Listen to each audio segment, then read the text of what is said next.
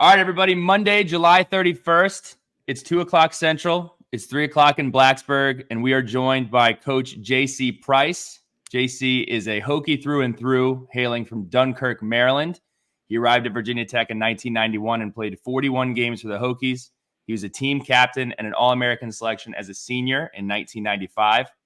Following Virginia Tech, he was a third-round draft pick in 1996 by the Carolina Panthers and was coached by the legendary Mean Joe Green in Arizona. And after he stepped away from the game as a player, he spent time at Tech, Radford High School, JMU, almost a decade at Marshall, where he earned Conference USA Recruiter of the Year in 2015. He returned to Tech in 2021 to assist on the defensive line, served as the interim coach for 3 games in 2021, and now is the assistant head coach and defensive line coach. Coach Price, how you doing? Good to see you. Hey, it's great. Great to be seen. First and foremost, Coach, camp report day is tomorrow. Practice is getting started here soon. How did you spend your summer vacation? Did you get away or did you just enjoy Blacksburg? We got away for a little bit. Well, we enjoyed Blacksburg always, but we traveled a bit watching my youngest daughter play in AAU basketball, which was great for me because I normally don't get to see her play that much. So I got to watch her a lot up close and personal. So it was great. So we're not going to talk a ton about the past, but there's simply no way that I'm not going to ask you about being the 2021 interim head coach at Virginia Tech. Walk me through the process of finding out about that was happening, what it meant to you, and your biggest takeaway or lesson learned from that time. Well, it all happened really quick. You know, I didn't get word of it until the morning of. I was asked to come in early and met with Coach Boleyn, and kind of laid out what was going to happen. And the next thing you know, we were in a team meeting, and it was very like a whirlwind. I mean, it just kind of swept me off my feet. And obviously I was very honored, and the fact that they would think that highly of me to allow me to do that. And it was probably the hardest, most enjoyable thing I've ever done. And I'd say the number one takeaway thing would probably be just, I have a lot more understanding now. As an assistant coach, you just throw out ideas and you think, hey, this should work, this should work. But when you're sitting in that big chair, it's making decisions a whole lot more difficult than making suggestions. I can tell you that. So coming into last season, new staff, new system, as the only position coach retained from the previous staff, how different is Coach Marv and Coach Pry's system, and what were some of the biggest adjustments that you had to make to your scheme or your coaching style? Not much the coaching style. You know, Coach Pry was my GA when I played here, and we're basically playing the same way we played when I played. Attack, single gap, the things that I did well, the things Cornell did well. We're basically playing the same way. So, and I've always coached that style, so it was a natural fit for me, Marv, and Pry as far as football goes. And it's like anything. It's just all the people that were on the staff had some kind of relationship with Coach Pry, and that was the cool thing. Maybe one or two guys didn't, but for the most part, especially us on defense, we all had a personal relationship somewhere along the line with Coach Pry, and I think he did a great job of bringing guys that are like-minded, guys with the same belief systems, values, and those type of things together, and when we meshed pretty quickly.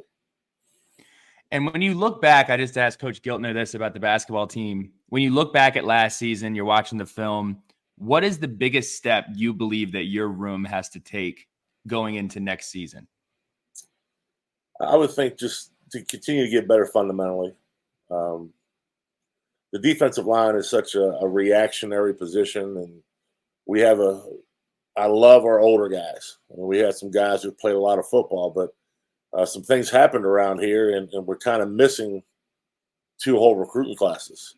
One recruiting class didn't make it. Coach Fuente's time, they were kicked off campus, and then the whole class.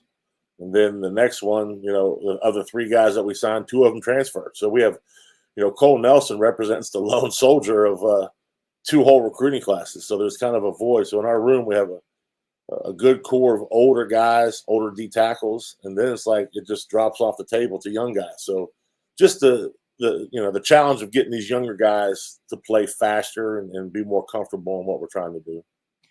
So you talked about the core and the couple of older guys that you have on the team, and we first heard about the junkyard dogs term from Taiwan Garbage. Yard Dogs. Yard Dogs. Okay, the Yard Dogs from Taiwan Garbett. Yeah. After his performance versus Boston College. Yeah. Can you tell me a little bit more about this name and what mentality and culture you're working to establish in that defensive line room? Well, it's the same. It's the same culture that we were all raised up on, that we're used to seeing out of Virginia Tech. Just, tough, hardworking, competitive guys who play really hard and throw their body around and play for one another. And where it all came about was one year at Marshall. I had a guy who ended up playing about 10 years in Canada named Alex Bazzi. And Bazzi was a 220-pound, 6-foot walk-on linebacker that I inherited when I got to Marshall. And every year I tried to beat him out, and he wouldn't let the guys behind him beat him out. And we had guys who were cookie-cutter DNs. We had a guy that was 6'5", 270, ran 4.7, could turn the light switch out from the seat. I mean, he had every measurable you could ever ask for. So we were sitting around one day, and I said, Bazzi, why is it that you play and, we'll call him Joe. Joe doesn't. He said, that's easy, Coach. Joe's a house dog. Y'all let Joe in the air condition. Joe gets up on the couch. Joe's soft. And the guy's sitting right behind him and doesn't say anything. And I said, well, Bazzi, why do you play? He goes, Coach, I'm a yard dog. I'm out in the dirt. I'm under the porch. I'm ready to bite the mailman. And there was nothing truer statement about those two guys. Love both of them, but there was a reason Bazzi went on to play 10 years in Canada, and he never had great measurables, but just his work ethic and his toughness just willed his career and made him a winner because of it. And that's where it all came about. And we ended up getting the makeshift dog collar and other things. So, but that's where it came about. So you come with a unique view and a unique historical look at Virginia Tech and that front seven and that defensive line culture. Who are some of the guys, whether it be from the past and you have them come in and talk to the team, or film that you watched from before that really embrace that yard dog mentality? Just somebody from Virginia Tech that you think the younger guys look up to? I don't know if there's one single person. We've had some guys come in, and it's not even about, the guys that you think of all the time. I mean, there's guys like a Jerome Preston. I mean, you think way back to the early 90s when I was a young freshman and Jerome was a junior, senior, and had JP been able to play the way I was able to play, and attack and get up the field, and then he would probably have been a first-round draft pick. I mean, this school has had such a great tradition of D-line play, and when you walk in the D-line room and it has all those names of the guys who have been all conference, since 1993, I think, and just how many names and how many guys have come across, or darkened these doors that were just great D linemen, and they all have a lot of things in common. Not only did they have some, native ability, but there was some dog to them. There was a toughness. There was a mindset, a mentality, and that's what we're working to get back. So year 2 of this rebuild, I asked you a little bit about what you were focused on and what needed to improve. As you look back at this summer, you look back at the spring, whether it be weights, culture, understanding the system, what do you think the biggest step this team has taken has been over that time? From what I've seen this summer, just the overall competitiveness. We had some guys that were on the team in the past that were, they would lose a drill and they'd be okay with it. They're like, oh man, I'll get them next time. There is no next time. We want to win every drill that we're in. Starting Wednesday, we start going against our O-line, which is much improved. We want to win every rep. I want to be selfish and I want to dominate every practice. And that goes down to dominating the period in practice, and that goes down to dominating that one rep. Being where your feet are and have that single-minded purpose that I'm going to win this rep come hell or high water. And overall, I think just the overall competitive nature of our team has really improved. So I know you can't talk at all about the current recruiting class. I'll go ahead and do it for you. It's fantastic. Usually over the summertime, you're just waiting for football. We've been greatly entertained with everything that's been going on in recruiting. It's been fantastic. What is your pitch as one of the best recruiters in the ACC this year? What is your pitch to Virginia Tech? Why should a prospective defensive lineman consider coming to Virginia Tech? Well, I wouldn't want to play D-line any other way. And Virginia Tech's it's different. It's special. It's the greatest small town college town in America, and it's not for everybody. If you want to if you want an enemy and you want to be in the city and not have people recognize you and all, then this place may not be for you. But if you're into things like we are about winning and playing a certain type of attack defense, being one-on-one, the structure that Marv and Pry have established here allows guys to be one-on-one. If they double team you, you can't last long. As a D lineman, all you can ask for is to be in a position where you can be one-on-one. They're always going to block you. There's not going to be a play where they don't count for you, but you want to be one-on-one as much as possible, and you can definitely get that here in Blacksburg. So moving on to our shooting from the hip rapid fire segment, I ask everybody this that comes on: if you could have dinner with 4 people, dead or alive, who are you having dinner with, and where are you going to eat? Well, we're probably going PKs. I figured much. It would probably be my mom, Reggie White. 2 more. It's a good question. Wow. Probably be Shaq and Charles Barkley, to be honest with you. That's an entertaining and intimidating dinner. What is your go-to PK's order? I know the staff loves PKs. We got to get you some flavored wings down there. I know Coach Cheetah's kind of cornered that market, but what is your go-to order? Well, it would start out with a cold beer, but I would probably say you have to start out with the Hokie sticks, and then I bucked it for a long time. I did when they started doing it. In fact, I told Cheetah I absolutely refuse to just order Cheetah wings, but now that I have, I get them every time. They're damn good. They are damn good. Have you ever done the bone bites? Are not bad. If you're not looking, look, I'm this way. If I'm eating wings, when I'm done eating the wings, I got to go right to the bathroom, wash my hands. I can't stand the stickiness. Have you ever done the Mook Reynolds was big on the shredded wings? It's basically a big old tub of I guess chicken tenders that have been chopped up.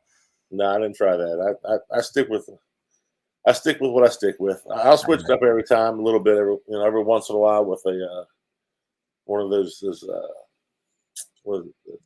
not steak and cheese, the chicken and cheese sub, but usually it's wings. When the cold drinks are waiting, what is the beverage of choice? Water. Cold water. Yeah, cold water. Favorite Virginia Tech memory as a player and as a post grad? Well, as a player, it'd have to be the '95 Miami game here at home. Us being 0-2 and the way all the circumstances were surrounding that. And that was still Miami before they went on probation. They still had Ray Lewis and Kennard Lang, and they still had a bunch of draft picks out there. So, you bump into some of those guys as you get older and coach with them or play against them in the NFL. We dominated them there for that period of time. They always want to cry probation, but they weren't on probation that night.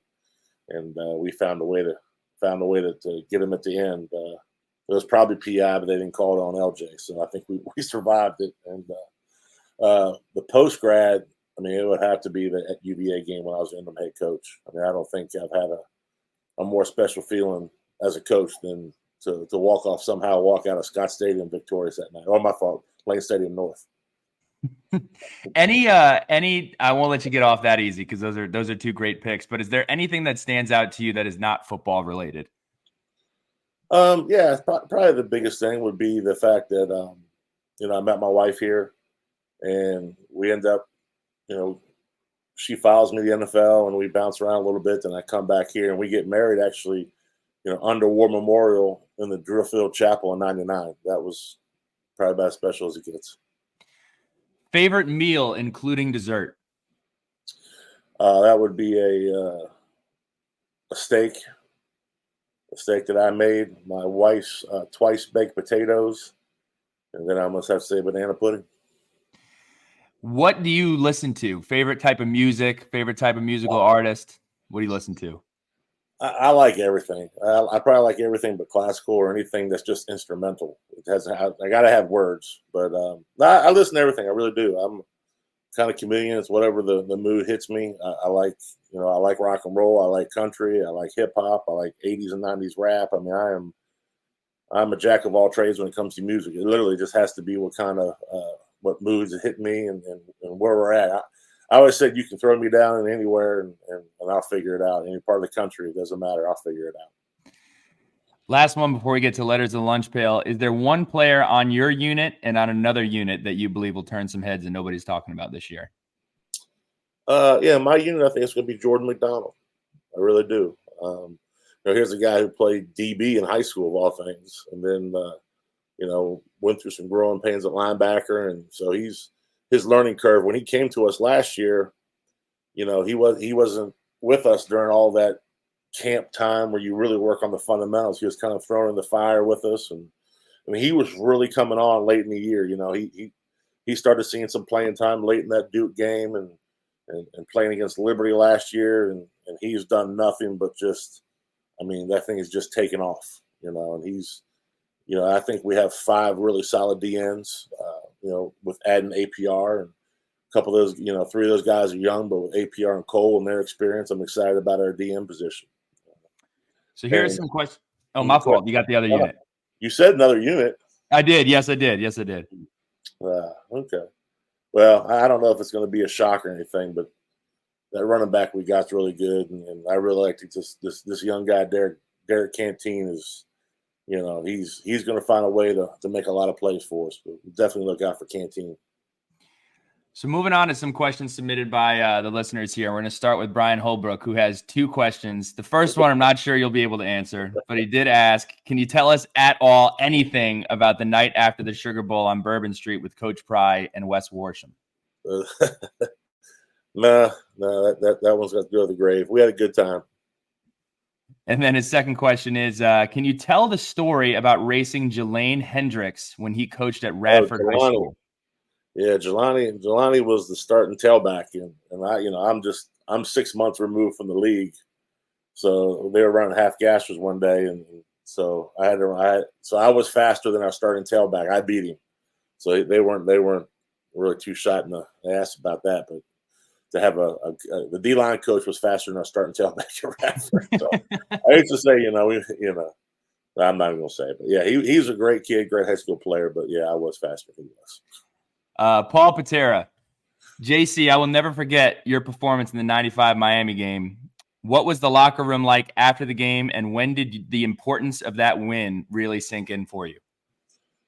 Yeah, as you can imagine, the locker room was pretty crazy. We had 2 heartbreaking losses the weeks before, and we came in the season ranked, and we had high expectations. And obviously, you start 0-2, you follow the rankings pretty quick, and it was electric atmosphere, and all the joy and all the pain was gone from the other 2 weeks. And you don't realize it. When you're playing, you don't think about it. For us as a kid, you're probably just thinking, I'm just glad we got a win and got off the schneid. Now let's get this thing rolling. Never would we dream that we would roll off 10 in a row. But now you look back on it, and you have a conversation with a guy like Billy Height, and he tells me that was probably about the most pivotal win in Coach Beamer's coaching career. If we start 0-3 there, he's probably instantly on the hot seat. And as a coach myself, it was. You can look at it back now and say, man, that was probably really huge for the future of this place. Coach, last question from Grant Pollock. He says, what characteristics do you believe are indicators of a high school prospect's ability to contribute early in their careers? Probably their physical development. As a general rule, it's a lot easier to contribute early away from the ball. As you get closer to the ball, it becomes grown man business. Center, guards, D tackles. Then you look at quarterback, how special you have to be, mentally, even tough wise, to play quarterback at a high level young. So, you can see guys come in and impact running back, receiver, DB, things that are a little bit more on the edge, and a little bit things that have less to do with physical ability, like physical toughness and strength, but you're allowed to use your athletic ability and get away with playing at a younger age. So that's kind of the general rules, that it's easier to play those skill positions than they are, say, interior line. Coach, last question comes from me. You're rocking a new look this year. I'm curious, are you growing it all the way out, looking like Metallica, or are you still thinking about it? What's the end goal here? No, we started growing it out. We were laughing about it, and so I started liking it. Just a new look, and but no, I'm not bringing back my mullet, or I had another crazy look where it was all the same length, and I think my sophomore year it was all the same length down to my shoulders, and No, this is about what you're going to get. So I'm not growing back a mullet or anything too crazy, but I'm kind of liking it. So who knows? I told my daughters I was going to shave it or not shave it, but dye it blonde like Ric Flair for camp. But I don't think I can pull the trigger on that. Too clapped on Ric Flair. Woo! Coach Price, always a pleasure speaking with you. Thank you for everything you've done for Virginia Tech, and looking forward to watching the Yard Dogs this year. Best of luck. Hey man, appreciate it anytime.